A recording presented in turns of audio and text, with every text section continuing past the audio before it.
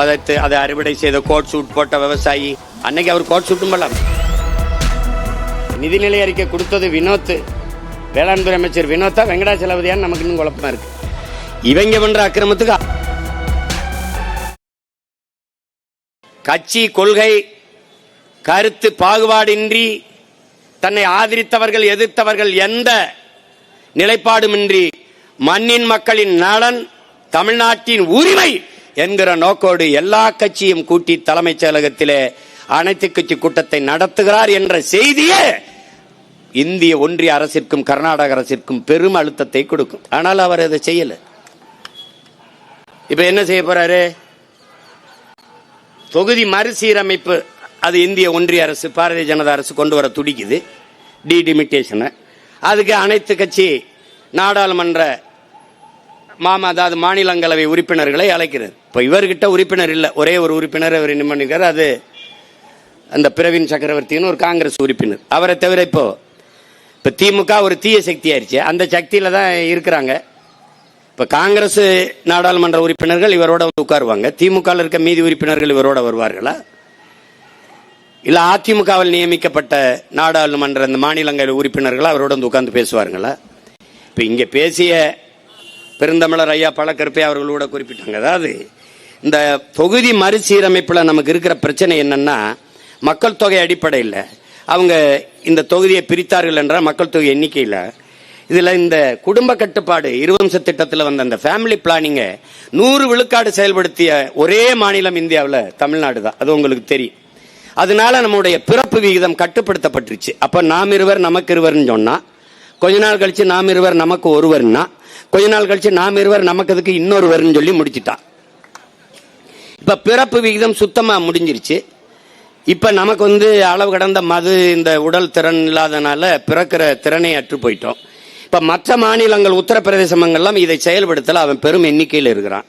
இது எதுக்காக அச்சம் வருதுன்னா, இப்ப இவர்கள் தொகுதி மறுசீரமைப்பில் அவர்கள் பெரும் எண்ணிக்கையில் இப்ப 80னா அது 140 அப்படி ஆயிருது. இப்படி இரு மடங்கு பீகார், குஜராத், உத்தரப்பிரதேசம், இப்ப மகாராஷ்டிரா, ராஜஸ்தான் இதெல்லாம் அதிகப்படியாக எண்ணிக்கை நாடாளுமன்ற உறுப்பினர்கள் வந்துட்டால், ஒரு சட்டத்தை ஒரு மசோதாவை இந்திய நாடாளுமன்றத்தில் நிறைவேற்ற வேண்டும் என்று இந்த கட்சிகளுக்கு தேவை வந்தால், மொத்த அதிகப்படியான நாடாளுமன்ற உறுப்பினர்கள் மாநிலங்களவை உறுப்பினர்களுடைய ஒப்புதலை, அந்த வாக்கை ஒப்புதலை பெற வேண்டும்ங்கிற அவசியம் இருக்கிறது. குறிப்பாக தென் மாநிலங்களில் இருக்கிற நாடாளுமன்ற அல்லது மக்களவை மாநிலங்களவை உறுப்பினர்களினுடைய இந்த ஒப்புதலை பெற வேண்டிய தேவை இருக்காது. அவனுக்கு இந்தி பேசுகிற மாநிலங்களில் இருக்கிற நாடாளுமன்ற உறுப்பினர்களின் ஒப்புதலே போதுமானதாக இருக்கும். அதனால் எந்த சட்டத்தையும் எதிர்ப்பின்றி நிறைவேற்றிக் கொண்டே போவார்கள்.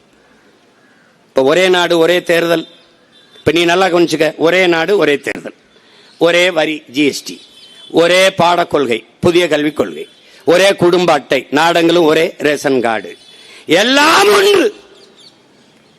ஆனால் நதி இல்லை. எல்லாம் ஒன்னா இருக்கணும், ஆனா நதி காவிரி அவனுக்கா இருக்கணும், முல்லை பெரியார் அவனுக்கா இருக்கணும் என்றால் அது எப்படி? இது எப்படியா இருக்கிறது?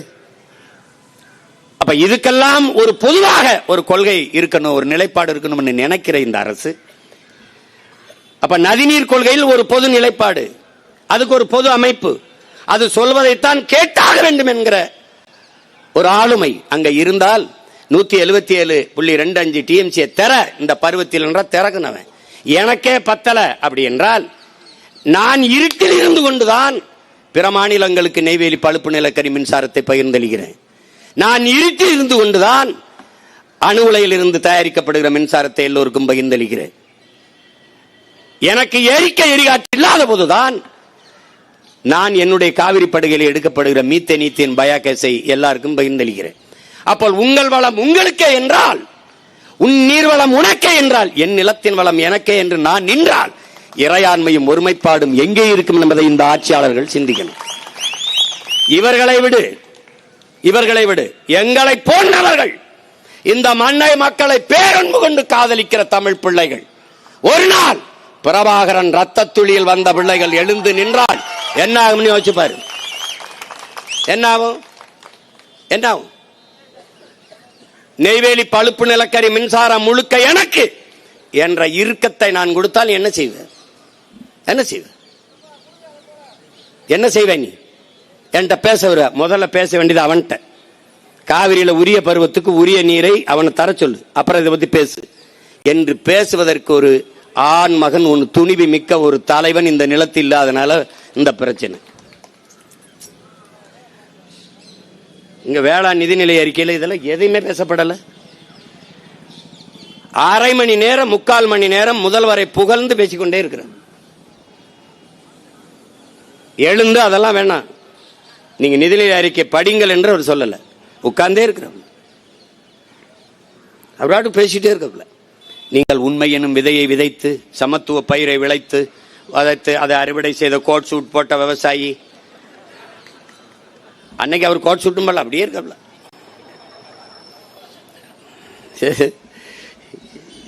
இத கொடுமை என்னன்னு, இந்த நிதிநிலை அறிக்கையை வெங்கடாசலபதி கோயில்ல வேற வச்சு எடுத்துட்டு வந்துட்டாப்ல. இந்த நிதிநிலை அறிக்கை கொடுத்தது வினோத், வேளாண் துறை அமைச்சர் வினோத்தா வெங்கடாசலபதியான்னு நமக்கு இன்னும் குழப்பமா இருக்கு. இவங்க பண்ற அக்கிரமத்துக்கு அவரை வேலை வம்பு இழுத்து விடுறாங்க. அவர் என்ன நினைப்பாரு, அயோக்கிய பேர இந்த நிதிநிலை அறிக்கை படிக்க வாடா என்கிட்ட வந்து வச்சு. பரிதாபமே பரிதாபமே. அப்போ இப்ப மேகதாட்டுல என்ன சிக்கல் வருதுன்னா, நமக்கு நீங்க பாருங்க ஒவ்வொன்னா குறைஞ்சு 566, அப்ப 205, 192, இப்ப 177.25 இங்க நிக்கிறோம். ஆனா 177.25 நமக்கு திறக்கப்பட்டதே இல்லை, ஒருபோதும் திறக்கப்படல. 4 TMC அதிகபட்சமா போன 6 TMC.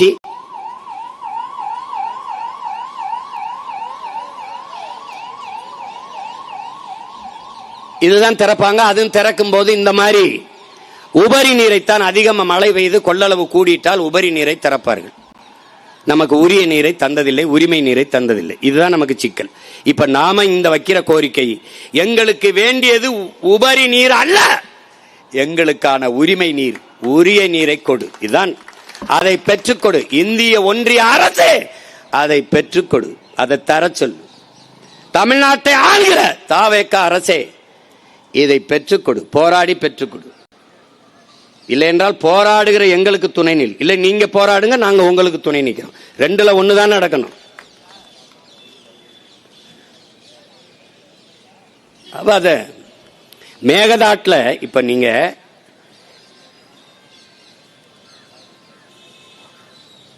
ராமநகராங்கிற மாவட்டத்தில் கனகபுராங்கிற தாலுகால ஒண்டிக்கொண்டலு அப்படிங்கிற இடத்துல இதை கட்டுற, இந்த மேகதாட்டு அணையை கட்டுறதுன்னு முடிவெடுக்கிறாங்க.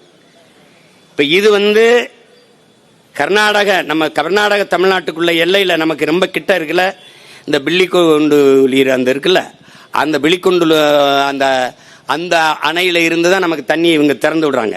அதுல இருந்து சரியா 15 கிலோமீட்டர் மேல இந்த மேகதாட்டு அணையை கட்ட போறாங்க. இங்க பெங்களூர்ல இருந்து 90 கிலோமீட்டர் இருக்கு. தமிழ்நாட்டில இருந்து சரியா 4 கிலோமீட்டர் தூரத்துல தான் அந்த மேகதாட்டு அணையை கட்ட போறாங்க. ஏற்கனவே ஏகப்பட்ட சிக்கல்கள் இருக்கு. காவிரியில கர்நாடகாவில் இருக்கிற அந்த அணையிலிருந்தே நமக்கு நீரை தரல.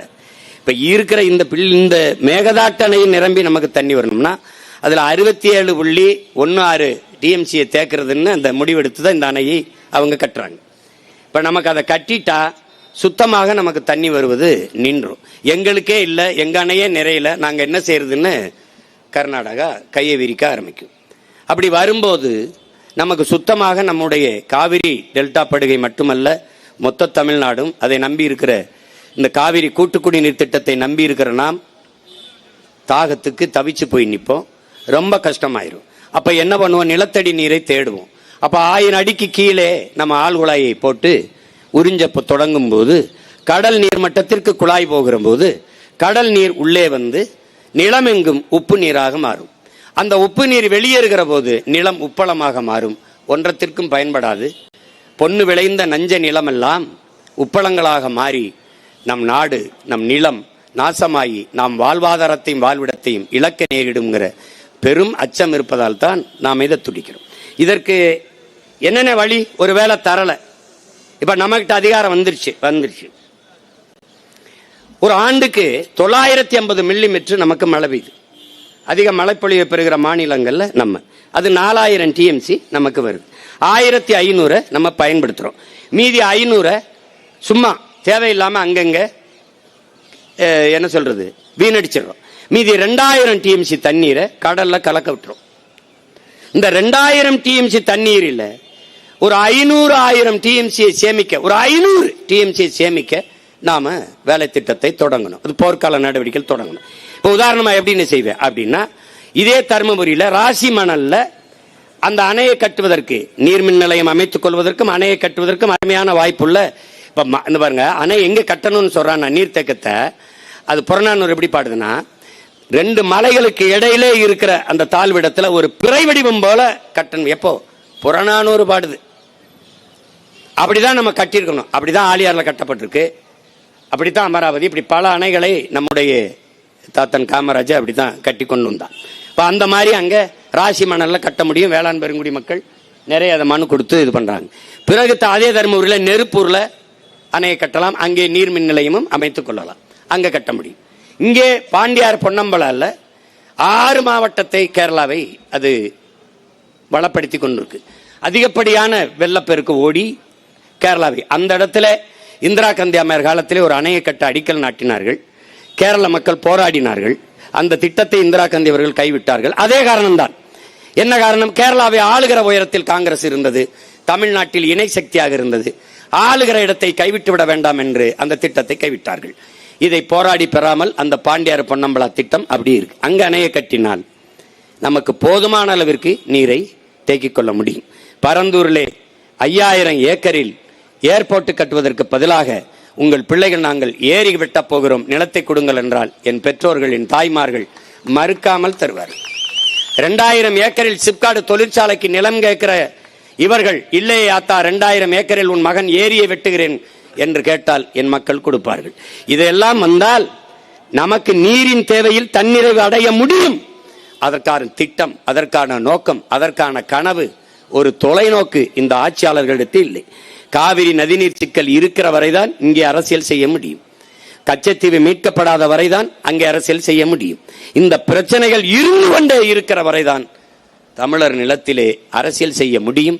அவனுக்கு அந்த பிரச்சனை இருக்க வரைதான் அங்கே கர்நாடகாவில் அரசியல் செய்ய முடியும். இதனால் நம் உயிர் உரிமையில் இழிவான அரசியலை செய்து பதவிக்காக இதை செய்து நம்மளை பாதிக்க வைக்கிறார்கள் என்பதை பைந்தமிழ் செல்வங்கள், என் அன்பு பிள்ளைகள் அறிந்து கொள்ள வேண்டும். இந்த நிலையில் நாம் விழித்துக் கொள்ளவில்லை என்றால் இருக்கிற நிறைய உரிமைகளை இழந்திருக்கும். நம்ம முன்னோர்கள் செய்த வரலாற்று பிழை. குடகு அங்க என்னது,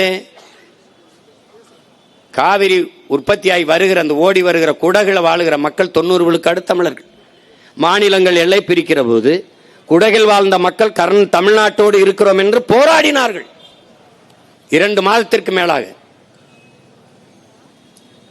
தமிழ்நாட்டோடு தான் நாங்கள் இருப்போம் என்று போராடினார்கள்.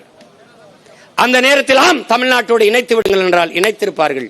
அந்த நேரத்தில் இல்லை நீங்க அங்கே போங்க என்று சொன்ன நம்ம முன்னோர்களின் வரலாற்று தவறு இன்றவன் வாரிசுகள் இப்படி நிற்கிறோம். அதே மாதிரி இடுக்கி மாவட்ட தேவியோடு பீர்மேடு தேவிகளம் உள்ளிட்ட அந்த இடுக்கி மாவட்டத்தை கேரளாவுக்கு தாரை வாத்து கொடுக்காமல் இருந்திருந்தால் முல்லை பேரியாற்றணை தமிழ்நாட்டு இருந்திருக்கும், காவிரி நம்மகிட்ட இருந்திருக்கும். இன்னைக்கு ஒரு வயல்ட்டு இல்லாம உலகத்தில் வளம் கொளிக்கிற செல்வ செழிப்பான நாடாக தமிழர் நாடு இருந்திருக்கும். நம்ம முன்னோர்கள் செய்த வரலாற்று பிழை. இப்ப அதையே பேசிக்கொண்டிருக்க முடியாது.